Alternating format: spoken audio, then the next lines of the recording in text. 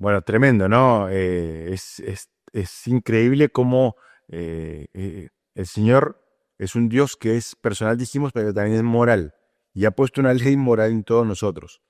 Si tenemos un concepto moral en nosotros es porque realmente alguien externo nos dictó esa ley en nuestros corazones. O sea, todo el mundo tiene un concepto correcto en cuanto a la moralidad. Por más que lo puedan llegar a negar o no, pero para todos está mal las cosas injustas de la vida. Pero ¿cómo lo saben? Y porque hay una ley moral que está escrita en sus corazones.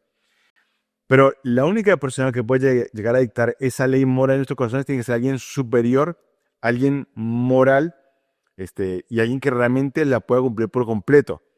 Y ese es Dios, es el único que lo puede llegar a hacer, y por lo tanto es así. Creo que es uno de los argumentos más fuertes que podemos llegar a tener.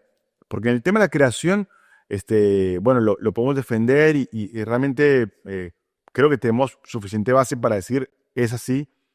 En el argumento teleológico, hablamos de diseño, también la gente puede llegar a quedar sin argumentos frente al diseño perfecto de todas las cosas creadas.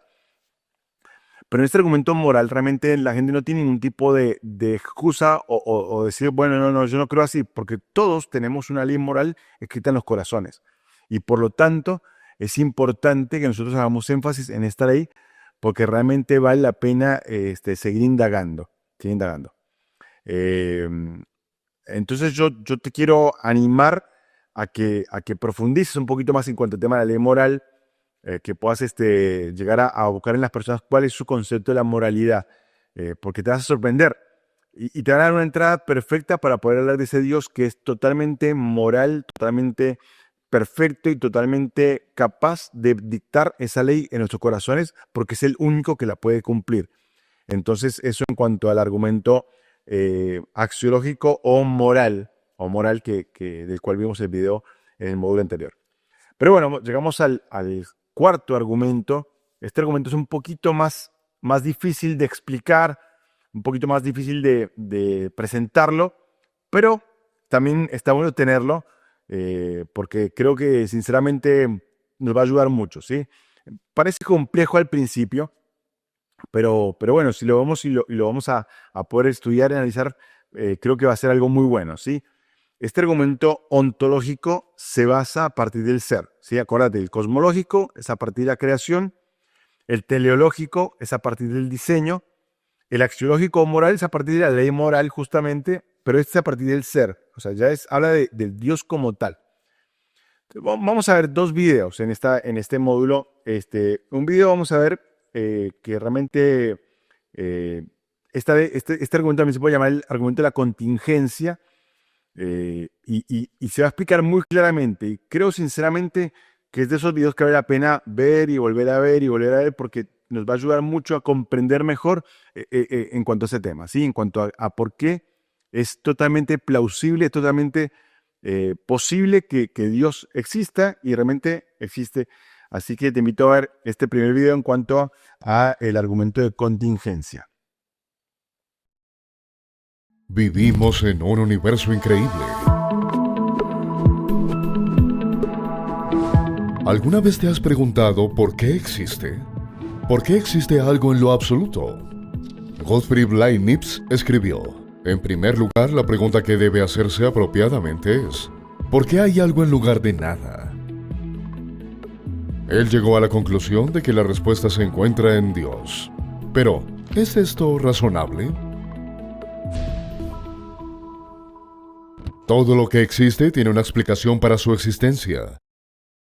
Si el universo tiene una explicación para su existencia, esa explicación es Dios. El universo existe. Partiendo de estas premisas, se deduce lógicamente que la explicación para la existencia del universo es Dios. La lógica de este argumento es impecable. Si las tres premisas son verdaderas, la conclusión es inevitable. Pero, ¿son más plausiblemente verdaderas que falsas? La tercera premisa es innegable para todo aquel que esté buscando la verdad. Pero, ¿qué podemos decir de la primera premisa?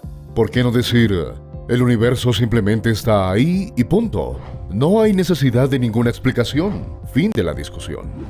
Bueno, imagina que tú y un amigo están de caminata en el bosque y se encuentran una esfera brillante en el suelo. Naturalmente te preguntarías cómo fue que llegó a estar allí. Sería muy extraño que tu amigo dijera: No hay ninguna razón o explicación del por qué está ahí. Deja de preguntártelo. Eso solo está ahí. y si la esfera fuera más grande, todavía requeriría una explicación.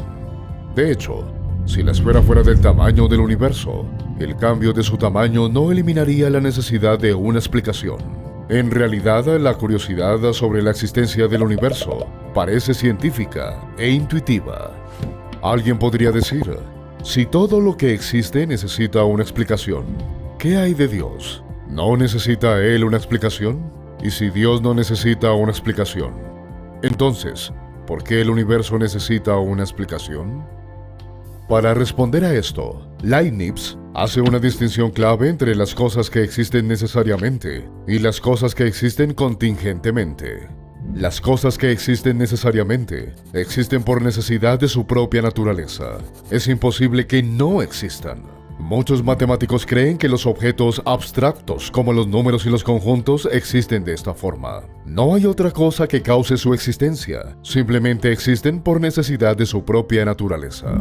Las cosas que existen contingentemente existen porque fueron causadas por algo más. Muchas de las cosas con las que estamos familiarizados existen contingentemente. Estas no tienen que existir, simplemente existen porque algo más causó su existencia. Si tu mamá y tu papá nunca se hubieran conocido, tú no existirías. No hay razón para pensar que el mundo que nos rodea tenía que existir. Si el universo se hubiera desarrollado de manera diferente, no habría estrellas ni planetas. Es lógicamente posible que el universo entero podría no haber existido. Este no existe necesariamente, sino contingentemente. Si el universo pudo no haber existido, ¿por qué existe? La única explicación adecuada para la existencia de un universo contingente es que su existencia dependa de un ser no contingente, de algo que no pueda no existir, debido a la necesidad de su propia naturaleza. Que dependa de un ser que exista independientemente de todo, algo o alguien que la no existencia le resulta imposible. Así que, todo lo que existe tiene una explicación para su existencia, ya sea en la necesidad de su propia naturaleza o debido a una causa externa. Pero, ¿qué podemos decir de nuestra segunda premisa? ¿Es razonable llamar a la explicación del universo Dios?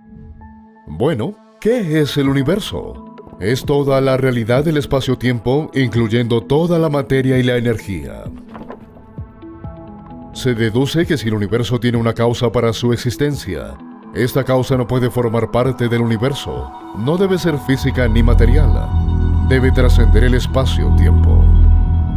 La lista de entidades que posiblemente podrían encajar en esa descripción es demasiado corta, y los objetos abstractos no pueden causar nada.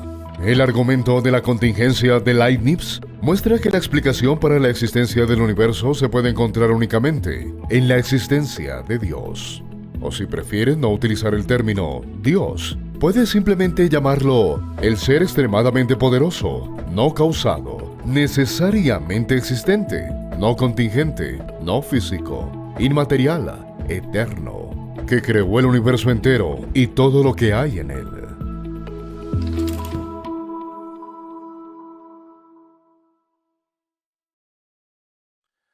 Muy bien, ahí está el video entonces. Entonces, como resumen, simplemente si algo existe, es imposible no existir. Suena raro, ¿no? Pero si algo existe, es imposible que no exista. Esto habla de existencia necesaria, una existencia necesaria. Dios existe, Él es el ser más perfecto de todos. Sus atributos lo hacen innegable. O sea, todo lo que Él es hace innegable que no exista. Él es. Es como si decimos, mira, hay un triángulo. ¿Y por qué se hace un triángulo? Porque tiene 3 lados. Es obvio. Es lo que mi profesor de lengua decía, es una verdad de perogrullo, me decía él. Sí, que es afirmar que una mano cerrada es un puño. Una verdad de perogrullo, ¿no? Entonces es el argumento necesario porque Dios existe y es imposible que no exista. Si hay una posibilidad de que Dios exista, evidentemente existe.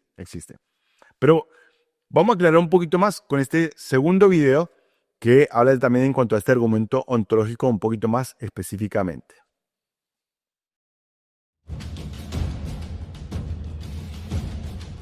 En el año 1078, un monje llamado Anselmo de Canterbury sorprendió al mundo al argumentar que si es siquiera posible que Dios exista, entonces se deduce lógicamente que Dios sí existe. El argumento de Anselmo llegó a ser llamado el argumento ontológico y ha causado una gran división entre los filósofos desde entonces. El filósofo alemán del siglo XIX, Arthur Schopenhauer, le llamó una broma agradable, pero muchos filósofos prominentes del siglo XX como Charles Harrison, Norman Malcolm y Alvin Plantinga lo consideran sólido. Aquí está. Dios puede ser definido como un ser máximamente grandioso. Si algo fuese más grandioso que Dios, entonces ese ser sería Dios. Y para poder ser máximamente grandioso, tendría que ser todopoderoso, omnisciente y moralmente perfecto en todos los mundos posibles. Mundos posibles se refieren simplemente a las maneras que el mundo pudo haber sido. Decir que algo existe en un mundo posible es simplemente decir que, si el mundo fuera de esa manera, entonces eso habría existido. Por ejemplo, a pesar de que los unicornios no existen en el mundo real, por lo menos parece posible que podrían haber existido. Entonces, podemos decir que los unicornios existen en algún mundo posible. En cambio, un soltero casado no existe en ningún mundo posible, ya que la idea de un soltero casado es lógicamente incoherente y no podría existir en ningún mundo posible. De modo que, si es posible que un ser máximamente grandioso exista, entonces podemos decir que él existe en algún mundo posible. Pero espera, un ser máximamente grandioso no tendría una grandeza máxima si solamente existiera en algún mundo posible. Para ser máximamente grandioso, tiene que ser todopoderoso, omnisciente y moralmente perfecto en todos los mundos posibles. Así que piénsalo, si un ser máximamente grandioso existe en algún mundo posible, él existe en todos los mundos posibles. Y si él existe en todos los mundos posibles, entonces él existe en el mundo real. Es decir, un ser máximamente grandioso realmente existe. Por tanto, los ateos tienen que sostener no simplemente que Dios no existe, sino que es imposible que Dios exista. Aquí está un resumen del argumento ontológico. Los pasos del 2 al 6 son directos y en gran parte poco controvertidos. Pero, ¿qué hay del punto 1? Es obvio que si se pudiera demostrar que la idea de Dios es lógicamente incoherente, entonces el argumento fracasaría. Sin embargo, ¿es la idea de un ser máximamente grandioso absurda, como lo es la idea de un soltero casado, de un círculo cuadrado o del olor a azul? Eso no parece ser el caso. La noción de un ser todopoderoso, omnisciente y moralmente perfecto que existe en todos los mundos posibles parece ser una idea perfectamente coherente. Pero, ¿acaso no podríamos hacer una parodia de este argumento y hacer que funcione para todo? ¿Por qué no decir, es lógicamente posible que una pizza máximamente grandiosa exista? Por lo tanto, una pizza máximamente grandiosa sí existe. No obstante, la idea de una pizza máximamente grandiosa no es como la idea de un ser máximamente grandioso. En primer lugar, no hay valores intrínsecos máximos que hacen que la pizza sea grandiosa. Siempre existirá un pepperoni adicional para aumentar su grandeza. Ni siquiera es obvio descifrar cuáles propiedades hacen que la pizza sea grandiosa. ¿Una corteza delgada o gruesa? ¿Queso extra? ¿Anchoas? Eso es relativo al gusto del consumidor. En segundo lugar, una pizza que sea máximamente grandiosa tendría que existir en todos los mundos lógicamente posibles, pero eso significa que no puede ser consumida. Por lo tanto, realmente no sería una pizza, ya que una pizza es algo que puede ser consumido. La idea de una pizza máximamente grandiosa resulta ser una idea incoherente. En cambio, la idea de Dios es una idea intuitivamente coherente. En otras palabras, su existencia es una posibilidad. Y el argumento ontológico muestra que si Dios posiblemente existe, entonces Dios realmente existe.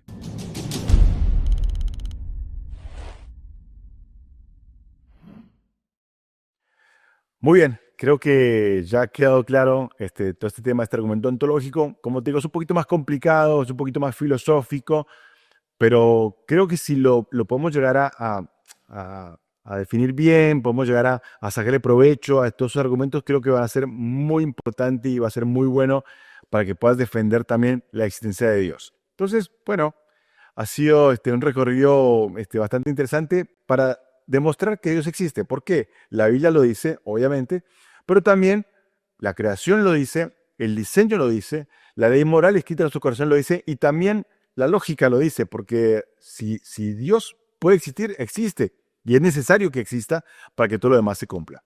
Así que bueno, espero que el Señor te bendiga grandemente y bueno, nos vemos en el próximo módulo donde vamos a ver un poquito en cuanto a algunas objeciones frente a esto, esos argumentos, cómo responderlas y después vamos a meternos también en cuanto al tema de bibliología, cristología. Así que bueno, que Dios te bendiga mucho en este día.